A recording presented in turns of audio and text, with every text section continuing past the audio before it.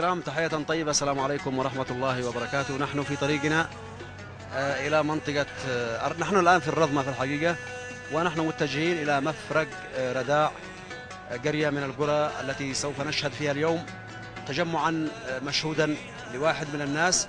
وفي برنامج كلام الناس نحرص مشاهدي الكرام بأن نحضر أي هدف لبرنامجنا وأي قيمة ومعنى جميل لبرنامجنا، فأرجوكم المتابعة. ونسأل على بعض لحظات مجموعة من الناس عن مفرق رداع، لأن احنا ما نعرفش في الحقيقة المفرق، واحنا تحديدا في منطقة الرضمة. وعليكم السلام ورحمة الله وبركاته. كيف الحال يا أخي؟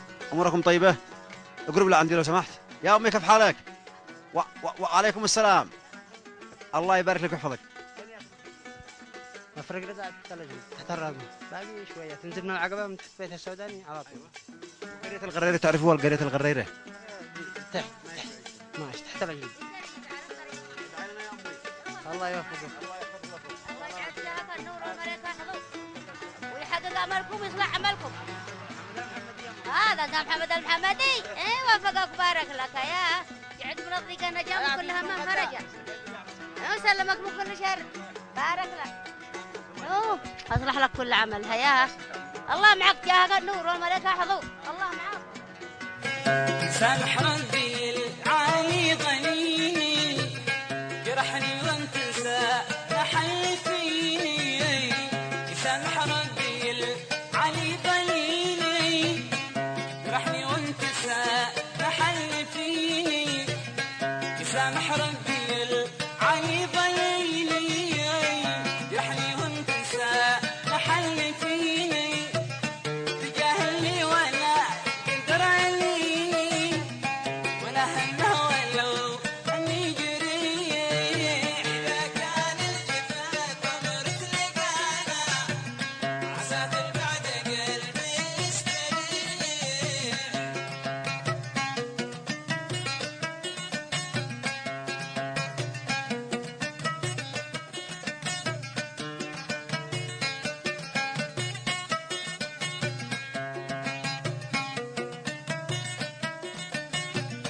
هديه واعتقادي واتمني، بنفرح ان يزيل الهم عني. هديه واعتقادي واتمني، بنفرح ان يزيل. ما زلنا مشاهدينا الكرام نتوالى على حضراتكم في برنامج كلام الناس. وجهتنا بدءا من أمانة العاصمة واتجاها إلى مفرق رداع وقرية الغريرة، وأيضا منطقة أخرى من المناطق المهمة التي نشهدها في برنامجنا اليوم.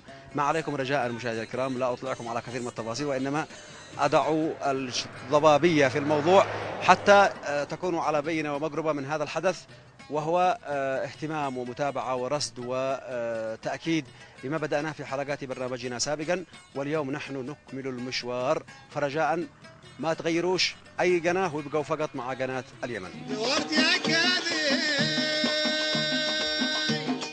يا موز يا مشمش ويا عنبرود يا قمر الوادي، لك خد شامية وعين الهنود.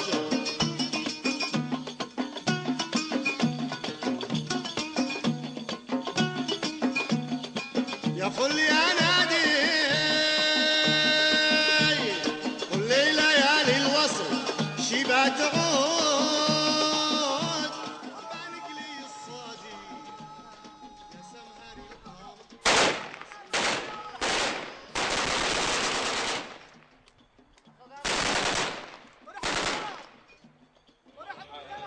مرحبك يا طيب الاصلي، تشرف الدار عقب سنين مسهوله.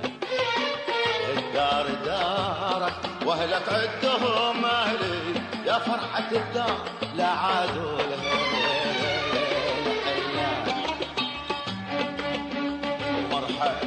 مرحبك يا طيب الاصلي، تشرف الدار عقب سنين مسهوله. دارك واهلك عدهم اهلي، يا فرحة الدار لا عادوا له. الحلال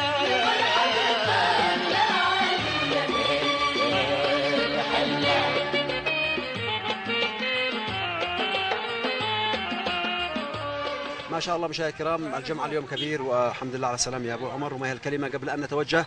ربما أخفينا عنكم معالم كل شيء في برنامجنا بنجعلها مفاجأة، والحمد لله أنه إذا استطعنا أن نصنع لكم ابتسامة فالفضل والمنة لله سبحانه وتعالى ولواحد من الرجال. أبو عمر كان واحد من الناس اللي ساهموا ووصلنا إلى هذه المرحلة. فرصة طيبة أنه تكونوا هنا موجودين في قرية الغريرة ونرحب فيكم جميعا.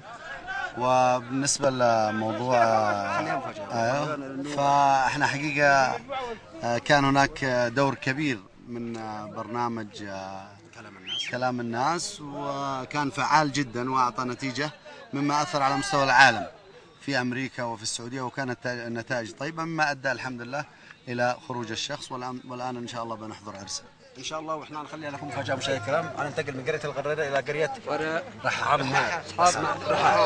رحا في عمان اشفي عمان. يلا وانتم مدعوون مشاهدينا الكرام لمتابعتنا والبرنامج معكم مباشره على قناه اليمن في برنامج كلام الناس. وخص مخصوص من بالطابق العلوي ليب الحمايم تجيد الصوت بالحول ونورها قبها مثل القمر يضوي على حينا كله وعلى الجيران. وخص مخصوص من بالطابق العلوي ليب الحمايم تجيد الصوت بالحول ونورها قد ظهر مثل القمر يضوي على حينا كله وعلى الجيران.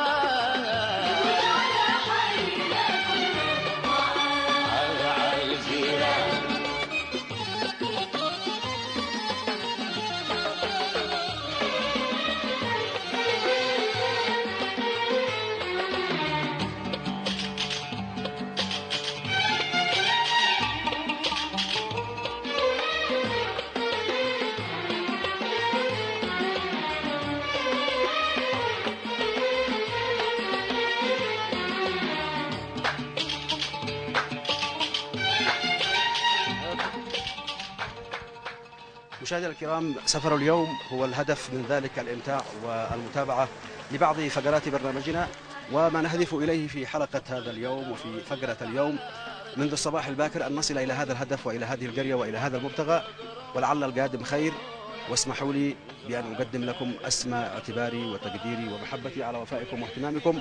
وما هذه الفقرة إلا متابعة لما تبقى من فقرات برامجنا وما كان من قبل حلقات سابقة. سنكون معكم متوافين ونقدم الحدث أولا بأول، وأرجوكم بأن تستمتعوا. بعد لحظات سنعرف لماذا وأين نحن بالضبط ولماذا جئنا إلى هذا المكان حتى هذه اللحظة. يحصد وبايني ويعيش في قصر عالي شابخ البنيان يعيش في قصر عالي.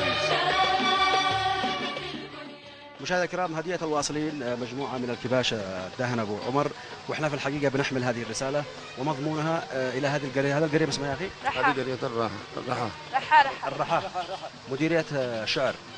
مديرية الشعر. أهلا وسهلا بكم وارحبوا فوق العين فوق الرأس. وإحنا واصلين مشاهدينا الكرام مع مجموعة من الأخوة الكرام من القرية اللي اسمها الغريرة. أيوة. ونحن مجموعة من الضيوف حنوصل الآن إن شاء الله ويستقبلونا، ومن خلال الاستقبال ستعرف التفاصيل كاملة، وتوكلنا على الله. يلا. مالو مفارق الخلان يا خل يعيش رهن الفكر والنفس محلول ليله وليلة ما ينابهم مبلد السهد الله يا عيني مفارق الخلان.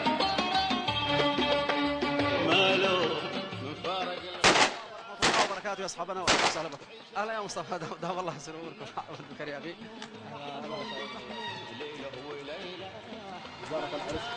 احنا خليناها مفاجاه في الحقيقه. مشاهدينا الكرام، هذا الهدف وهذا الغايه الذي جئنا من اجله اليوم ربطناها في اكثر من مكان وفي اكثر من مناسبه.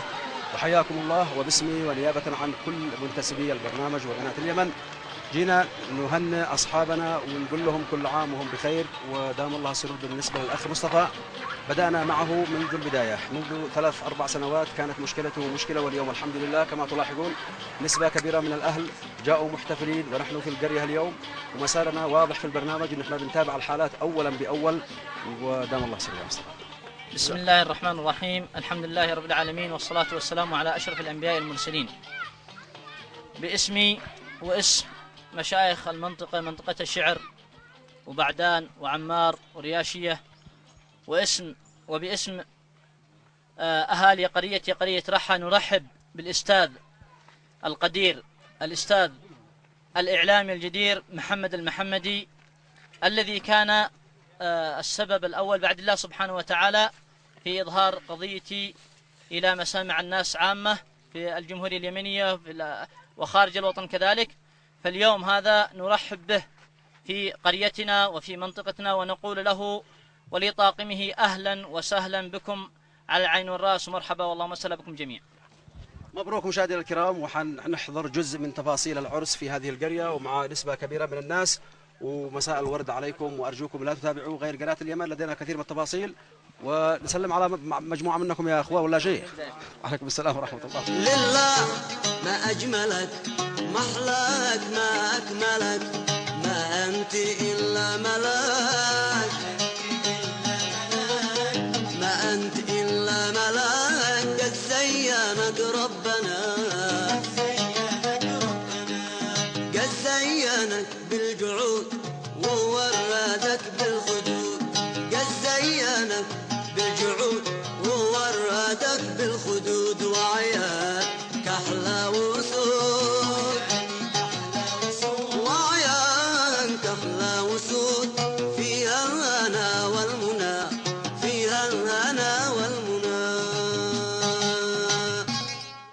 مشاهدينا الكرام، مرحبا ألوف بحضراتكم ومتابعتكم واهتماماتكم. نحن اليوم ننقل لكم الحدث، بعد لحظات إن شاء الله حتكون الزفة مكتملة، وننقل لكم صورة مثلى لما يجري في هذه القرية. الأطفال بالرجال بالإخوة المتابعين لقضية مصطفى كلهم موجودين وحاضرين، وإحنا حبينا نعمل لكم مفاجأة من خلال ما سردناه في الوقت الماضي من الحلقة. ترحيب شعري تقديري من الإخوة الموجودين. السلام عليكم. أولا نرحب بالأستاذ محمد والفريق الإعلامي المرافق له، ونقول بيتين مقتضبة. مرحبا ما هطل قطرة وخيرها هل، مرحبا ما هطل قطرة وخيرها هل، وامطرت في عجل من مزنها الوابل، وامطرت في عجل من مزنها الوابل، يا ضيوف المحل شرفتم المحفل، فوق سود المقل مكانكم واصل. في البداية أشكر قناة اليمن التي دائما هي سباقة في المواقف الوطنية والخيرية والتعاونية.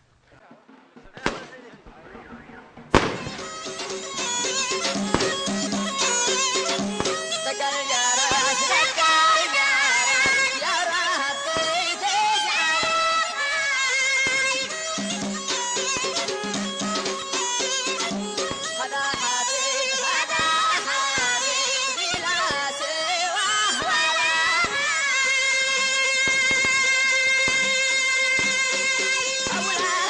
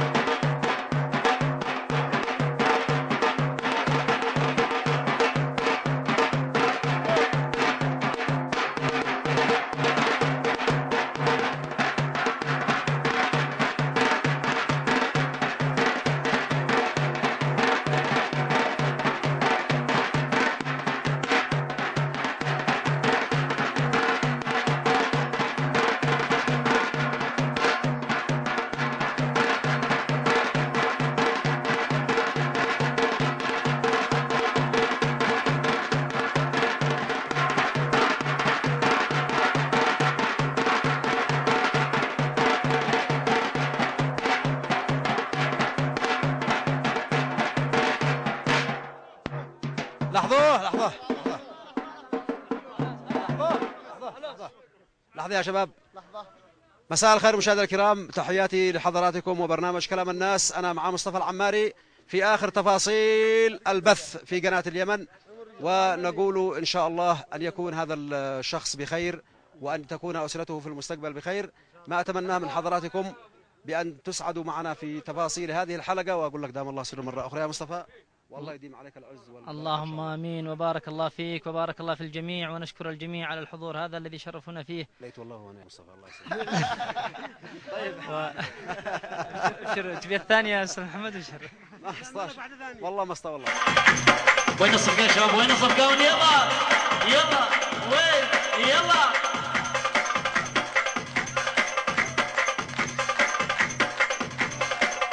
أنت يا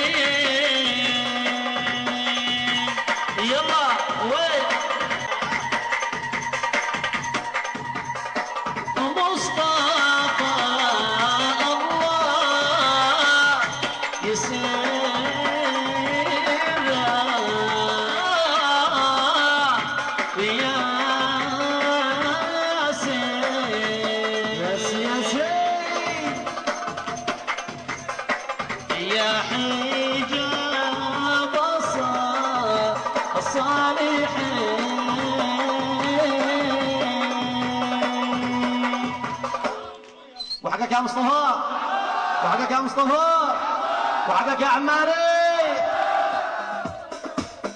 اسمع صوتنا يا شباب. يلا يلا وين هلا.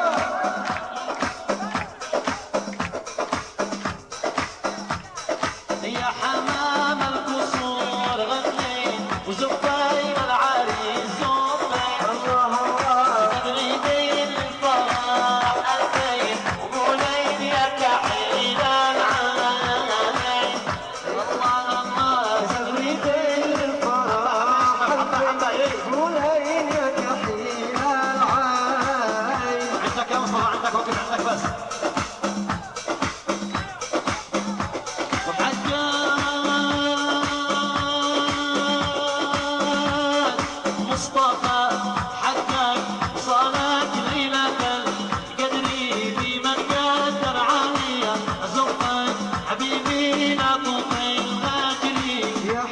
الأخ العزيز الأستاذ سيف العماري كان واحد من الحضور، وكان واحد من المهتمين والمنتظرين في مطار صنعاء، وبالتالي نزول إلى منطقة الأخ مصطفى العماري. دام الله سره أستاذ سيف.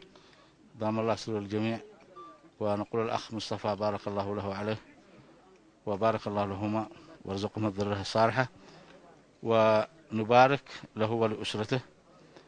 وأيضا نشكر قناة اليمن لاهتمامها بالأخ مصطفى، لأنه حالته هي يعني تمثل الحالة اليمنية يعني التي يجب أن يفهموا الناس بأنه هذا شخص يعني خرج من اليمن إلى الغربة، ولكن الظروف شاءت إلا أن يكون بطل من أبطال اليمن. وشكرا لقناة اليمن واهتمامها بموضوع الأخ مصطفى، سواء من إثارة قضيته أو استقباله في مطار صنعاء أو حضور عرسه. وأشكر الأخ محمد والبرنامج شكر خاص، والحقيقة أنه هذه لفتة إنسانية كريمة من أسرة البرنامج ومن أخ محمد ومن قناة اليمن، وهذا ليس غريبا عليكم. وباسم أبناء المنطقة نرحب بكم إلى هذا المكان. مرحبا، بكل عام وانتم بخير، ودام الله سر لكم. امين، جزاكم الله خير، الله يبارك فيكم، حياكم الله. تابعتم قضية مصطفى العماري من خلال التلفزيون، او كنتوا عارفين، او كنتوا اصدقاء قربة، او؟ والله تابعناها من خلال التلفزيون، تابعنا ايضا من خلال بعض الاخوه. وحقيقه ان هذا الرجل يعني يحمل له كل يمني الود والاحترام. أنا من شبوة. نعم من شبوة، وحبيت شخصيا أني أحضر إلى هذا العرس الطيب ودعم للأخ مصطفى لما نكن له من كل احترام وتقدير، لأنه دخل إلى السعودية يبحث عن الكرامة من خلال لقمة العيش، ولكن أبى إلا أن يمثل اليمنيين في كرامتهم، في احترامهم لذواتهم، في احترامهم لعرضهم وشرفهم. لذلك أنا أقدم له تحيات أخواني أعضاء مؤتمر الحوار الوطني، وكذلك أبناء المناطق شبوة ومارب والجوف الذين ربما ما لم يتسنى لهم أن يطلعوا على مثل هذه القضية.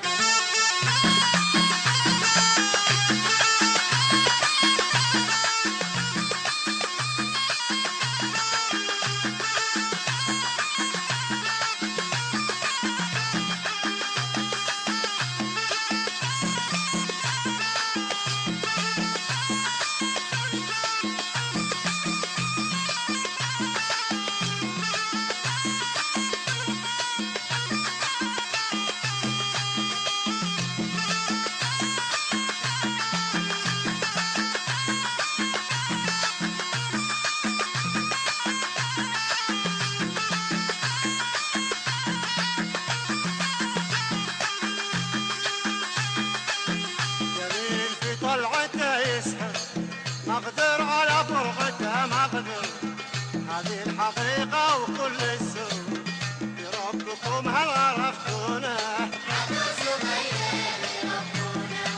بربكم هل عرفتونه، في قامة رمح غساني والقعد لا فوق الأمثاني، وما بسمح عمري تواني لو تبحثوا بتلاقونه، لو تبحثوا بتلاقونه.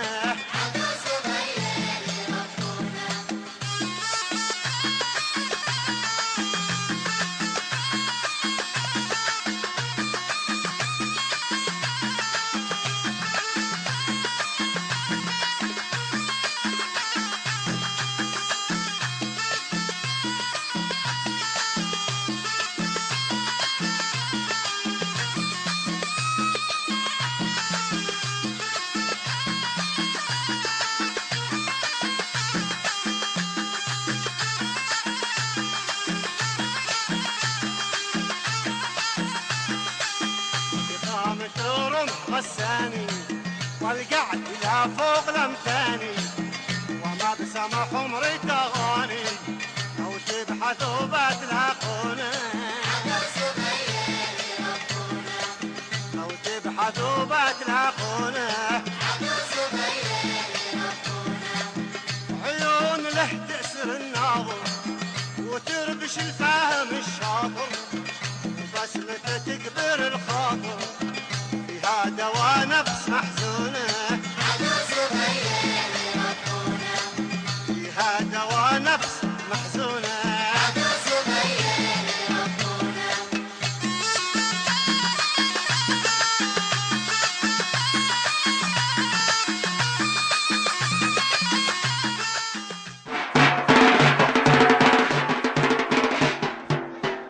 بسم الله الرحمن الرحيم. نشكر قناة اليمن على حضورهم في هذه عرس الأخ مصطفى العماري، ونشكر كل من ساهم حتى ولو بكلمة واحدة، ونشكر جميع الحاضرين في هذه الليلة في هذه الساحة وفي هذه الساعة المباركة، ونتمنى للأخ مصطفى العماري زواج سعيد. ونشكر قناة اليمن باسمي وبأسماء أبناء قرية رحة وبكل من حضر جميعا، والسلام عليكم ورحمة الله وبركاته. وصلت بحضراتكم مشاهدينا الكرام إلى ختام هذه الفقرة. لكم مني أطيب الأمنيات، أتمنى لكم الخير دائما وعلى وقع الطاسة والعادات والتقاليد الأصيلة لدى إخوتنا وأهلنا ومحبينا في الريف. نغادر هذه القلعة الجميلة المحصنة بأبنائها، ودام الله السرور لمصطفى العماري ولكم أنتم مشاهدينا الكرام، وعقبالي وعقبالكم ان احنا ندخل القفص الذهبي. وعليكم السلام ورحمة الله وبركاته.